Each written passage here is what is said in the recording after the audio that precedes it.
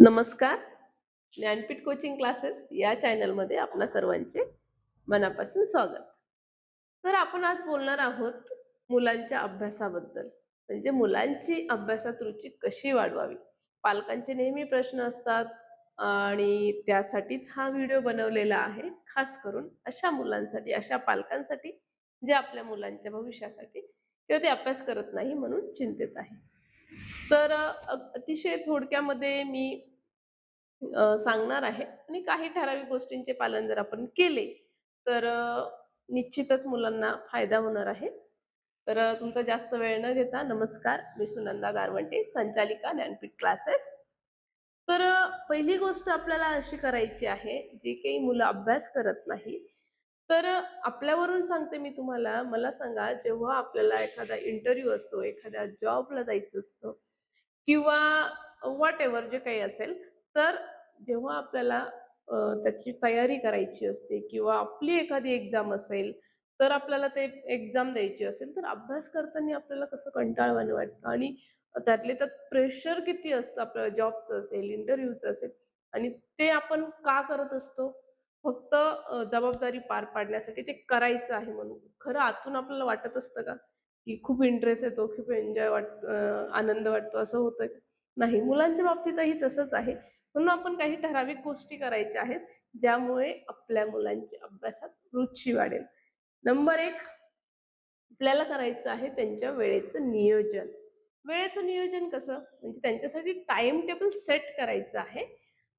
जो काही असेल त्याचा स्कूलच्या टायमिंग नंतर जो त्यांचा फ्री टाईम असेल त्याच्यामध्ये ठराविक कोणतातरी अर्धा तास असेल किंवा 1 तास असेल किंवा दीड तास असेल. छोटे मुलं म्हटल्यावर फार जास्त टाईम घेण्याची गरज नाहीये आणि तो टाईम सेट करून आपण काय करायचं आहे, तर त्याच वेळेमध्ये त्यांना अभ्यासाची सवय लावायची आहे. जेणेकरून त्यांना शिस्तही लागेल आणि नाही, माझा हा अभ्यासाचा वेळ आहे, मला अभ्यासच करायचा. त्याचा फायदा एक होणार आहे, तुम्हाला सतत अभ्यास कर म्हणण्याची गरज पडणार नाही.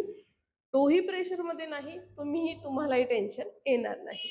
बरोबर? आणि त्याच टाईम टेबलमध्ये आपल्याला आणखी एक महत्त्वाची गोष्ट करायची आहे, ती म्हणजे त्याला म्हणजे आपल्या मुलाला जे काही आवडतं, सॉन्ग असेल, ड्रॉइंग असेल, डान्सिंग असेल, जे काही असेल, व्हिडिओ गेम असेल, त्यासाठी सुद्धा त्याला वेळ द्यायचा आहे. जेणेकरून काय होणार आहे, तर ती गोष्ट आणि त्यातल्या त्यात काय करायचंय, अभ्यासाच्या वेळेच्या नंतरच तो त्याचा फ्री टाईम जो काही तुम्ही देणार आहात, तो ठरवायचा आहे.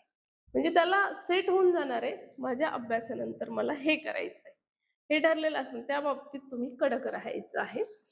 एखाद्या वेळेस इकडे-तिकडे होऊ शकतं, प्रोग्राम असेल, पाहुणे असेल या बाबतीत. दुसरी गोष्ट आहे अभ्यासाची जागा. अभ्यासाची जागा सुद्धा तुम्ही सेट करायची आहे.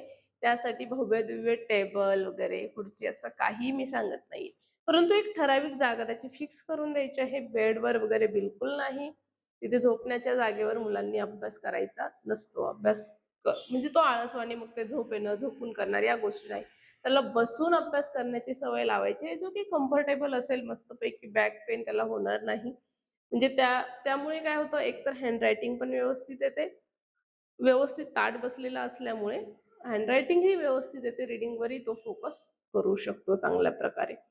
ही गोष्ट लक्षात ठेवायची आणि ती जी काही जागा तुम्ही सेट करणार आहात, तिथून लगेच टीव्ही दिसेल अशा ठिकाणी अजिबात त्याची जागा फिक्स करू नका. जिथून येण्या-जाण्याचा रस्ता असेल म्हणजे त्याला सतत डिस्टर्बन्स होईल. कोण दिसतंय येतानी, जातानी, काम करताना. थोडंसं साईडला त्याची जागा असली पाहिजे. तुम्हाला वेळ असेल तर तुम्ही त्याच्यासोबत बसा. नसल्यास ठीक आहे.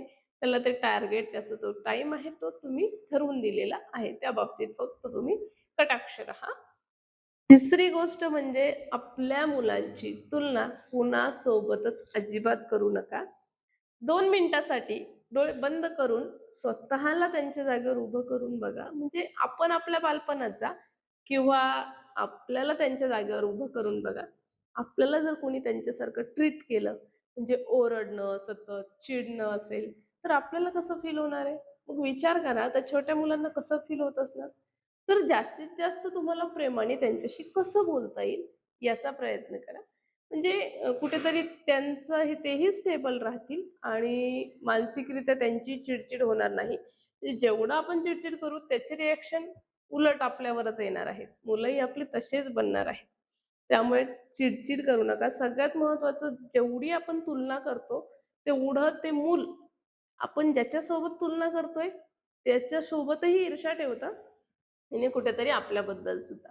बघा ना, जर घरात 2 भावंडं असतील, एक लहान असेल आणि मोठा असेल, तर आपण लहानाचं सतत कौतुक करत असू, तर मोठ्याला कुठेतरी आपोआपच वाटायला लागतं, की हे याची साईड जास्त घेत आहे, याला जीव जास्त लावत आहे. आणि तुमची ईर्ष्या करण्यापेक्षा जास्त त्याला ऑटोमॅटिक त्याच्या लहान भावाची किंवा बहिणीची ईर्ष्या म्हणजे राग वाटू लागतो, राग यायला लागतो आणि त्यांची भांडणं जास्त होतात. किती छोटी गोष्ट आहे, परंतु ती खूप मोठी होऊ शकते. त्यामुळे तुलना थांबवा. प्रत्येकाला माहिती आहे, प्रत्येकाची बुद्धी वेगळी असते, शिकण्याची स्टाईल वेगळी असते आणि प्रत्येकाची करण्याची म्हणजे जे काही मन एकाग्र होत असेल, तर प्रत्येकाचं कुणाची चंचल बुद्धी असते, कुणाची नॅचरल म्हणजे की एकदा वाचलं लगेच लक्षात राहणार. काहींना वारंवार ते वाचत राहावं लागतं. या सगळ्या गोष्टी असतात. त्यामुळे तुलना अजिबात करायची नाहीये.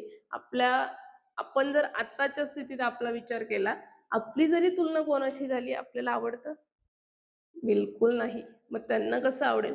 म्हणून तुलना थांबवा आणि पुढची महत्त्वाची गोष्ट म्हणजे जेव्हा तुमच्या टाईम टेबलमध्ये मुलाचा तो अभ्यासाचा वेळ आहे, कृपया करून त्या वेळेत घरात शक्यतो कुणीही टीव्ही लावू नका.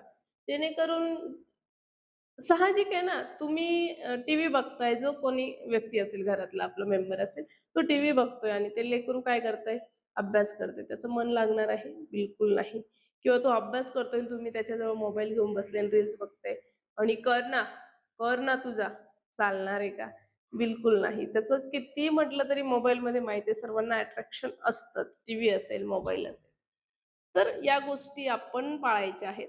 जेणेकरून त्यांचंही दुर्लक्ष होणार नाही आणि ते अभ्यासावर फोकस करू शकतील. तर अशा प्रकारे या छोट्या-छोट्या गोष्टींकडे जर आपण लक्ष दिलं, तर आपली लेकरं खरंच चांगल्या प्रकारे अभ्यास करतील आणि त्यांना सवय लागेल. आता सगळ्यात शेवटची गोष्ट म्हणजे बघा, टाईम टेबल बनवण्याचे फायदे सांगते मी तुम्हाला. जेव्हा पेपर येतात, तेव्हा आपण काय करतो? पेपर आले, पेपर आले, अभ्यास कर, पेपर आले. म्हणजे हे सतत त्याला सांगून तो इतका बर्डनमध्ये येतो. आतापर्यंत जो अभ्यास झाला असेल, नसेल, सगळा तो विसरून जातो. म्हणजे कुठेतरी आतूनही प्रेशर असतंच त्याला आणि जेव्हा आपण त्याला देतो, आई-वडील म्हणून, ते आणखी प्रेशरमध्ये जातात. तर मग तुम्ही स्टार्टिंगपासूनच नियोजन केलंय ना, "थेंबे थेंबे तळे साचे" म्हणतात. तर हळू-हळू सिलेबस चालू राहू द्या ना. शाळेच्या नियमानुसार, ट्युशनच्या नियमानुसार जो काही चालू आहे, हळू चालू राहू द्या. एकदम त्यांना करायला लावाल, आताच चल एवढा सिलेबस आहे, एवढा सिलेबस आहे. आता कित्येक पालक आम्ही बघतो. तर 8 एक दिवस राहिले की मग येतात, "मॅडम पेपर आलेत हं." "मॅडम, अरे बाबा आम्हाला माहिती आहे, आम्ही स्टार्टिंगपासून सगळं सिलेबस घेतच आहोत. तुम्ही एवढं का पॅनिक करताय त्यांना?" "मॅडम नाही पेपर आले हं, तो अभ्यास करत नाहीये." पण स्टार्टिंगपासून सिलेबस सुरू आहे. तुम्ही पण तसं रिव्हिजन सुरुवातीपासून घ्या. पेपर आल्यावरच घेतलं तर मग कसं होणार आहे? नाही चालणार ना. हां, मग पेपर आल्यावर 4-4 घंटे बसवायचं. त्याचा फायदा काय होतोय? तर शून्य. सगळं विसरून जात आहे मुलं. पुन्हा पालकांचंच काय म्हणणं असतं, "मॅडम हा वाचतो सगळं, अभ्यास करतो, खूप वेळ करतो, पण लक्षात काहीच राहत नाही." त्याचं कारणच हेच आहे. आपल्यासारखे जरी पेपरला गेले ना, आपल्यालाही माहिती आहे किंवा असं समजा ना 100-200 लोकं आहेत आणि तुम्हाला एकदम सांगितलंय की बोलायला जा किंवा मग 8 दिवस तुम्ही तयारी केली आहे, पण तुम्हाला बोलण्याची सवय वगैरे नाही. एकदम गेले की तुम्ही पूर्ण ब्लँक होऊन जाता. कशामुळे? भीतीमुळे.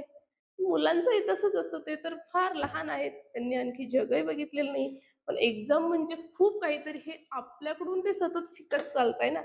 पेपर आहे, पेपर आहे, पेपर आहे. मग ते बर्डनमध्ये इतक्या छोट्या-छोट्या मिस्टेक करतात. त्यामुळे त्यांचे मार्क्स कट होतात. त्यामुळे डेली त्यांचा अभ्यास घ्यायचा आहे, हे महत्त्वाचं आहे. तर अशा प्रकारे मी ज्या काही छोट्या-छोट्या टिप्स सांगितल्यात, त्या फॉलो जर आपण केल्या, तर नक्कीच कुठेतरी आपल्या मुलांना फायदा होणार आहे. आणि अशाच वेगवेगळ्या नवनवीन व्हिडिओसाठी जे की आपल्या पाल्यांसाठी खरंच महत्त्वाचे आहेत, अशा व्हिडिओची माहिती आम्ही वारंवार देत राहू. तरी आपण आमच्या चॅनलला सबस्क्राईब करा.